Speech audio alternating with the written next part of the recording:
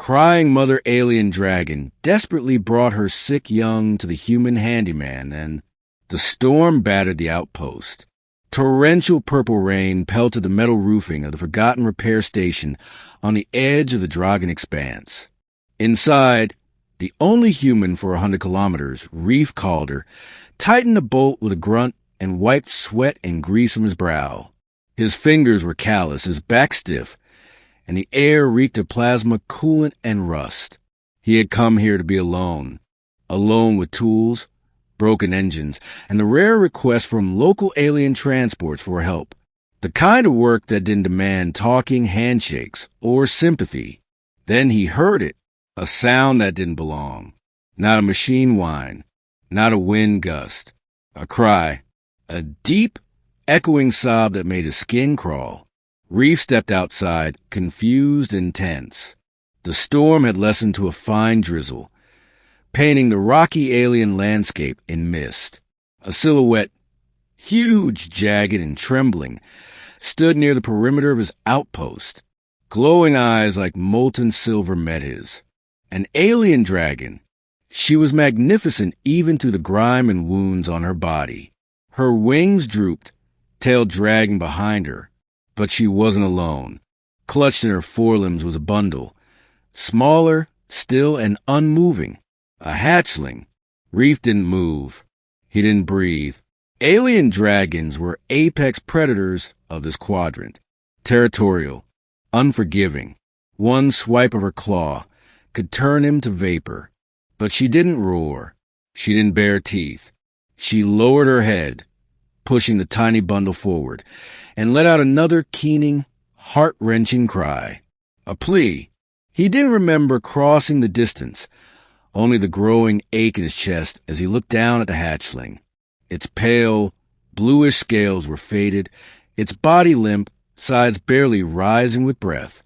Poison, he murmured, or fever. The mother watched with wide, glowing eyes. She pressed her head into the ground, trembling. Reef couldn't understand her language, but he could feel it. The desperation, the fear of a mother about to lose her only young. I'm not a vet, Reef whispered. I'm not a healer. I fix engines, not bodies. But no one else would help her. He looked back toward the workshop. All right, I'll try. Reef carried the hatchling inside, barely the size of a large dog, but heavy with dense muscle and alien biology. He wrapped it in thermal blankets, placed it near the heater, and started scanning it with an old med drone he'd salvaged from a downed cruiser. The results were messy. The creature's physiology didn't match any known database perfectly, but he saw enough. The hatchling's inner organs were overheating. Toxins in its blood, possibly from contaminated water or a parasite bite. It was dying. Reef looked at the towering shadow of the mother outside. She hadn't moved, only stared to the open door. Okay, kiddo, he whispered to the little one, who whimpered weakly. We're going to try something old school. He dug through crates and shelves, yanking out tubes, compressors, filters, and a cracked nutrient tank. His hands moved faster than his mind. For the first time in years, he was fighting for something not just against rust and age. He boiled water, mixed plasma coolant stabilizer with organic inhibitors, hooked the hatchling to a makeshift force system through a less scaled patch of its forearm. Its pulse was shallow, but there. Time blurred. He fed it cooled electrolytes with a dropper, replaced the heater when it started to fail, wiped the sweat from his brow, and listened to its quiet moans. At one point, its claws twitched. At another, it sneezed, weakly, but still something. The mother dragon edged closer then, peering to the open bay door, trembling with every step, but daring not to enter. Reef glanced at her, heart pounding. He beckoned her. She stepped in, just far enough to lay her head beside her child. Hours passed. The hatchling's breathing steadied. Its fever began to drop. Its tail gave a small flick in sleep. The mother let out a low, humming purr that shook the walls. Reef sat beside them, filthy, exhausted, and emotionally wrecked. "You're lucky I didn't walk away," he whispered to her. The dragon tilted her head. Her silver eyes blinked slowly. "No," he added softly. "I'm the lucky one. I haven't felt anything in years." Morning came with clear skies. Reef awoke slumped against the toolbox. The hatchling was awake too, blinking up at him, tongue flicking. It gave a tiny croak, then a hoarse chirp. The mother dragon nuzzled her child and looked to Reef. And then something impossible. A voice. Gratitude. Human fixer. Reef jumped.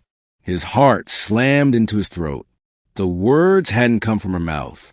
They had echoed inside his skull, faint, ancient, resonant. "You speak." We think. "You listen."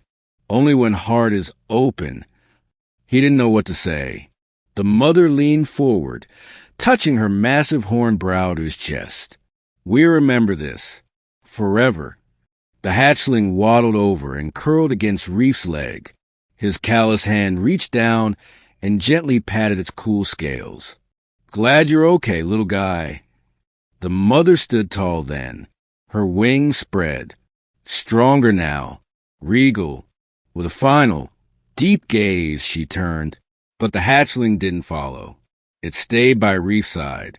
He looked at the mother, confused. "Hey, he's yours." But she gave a slow, solemn blink. "No, you fixed him. His heart now knows yours. Let him choose." The hatchling chirped and tugged on Reef's tool belt, toothless and determined.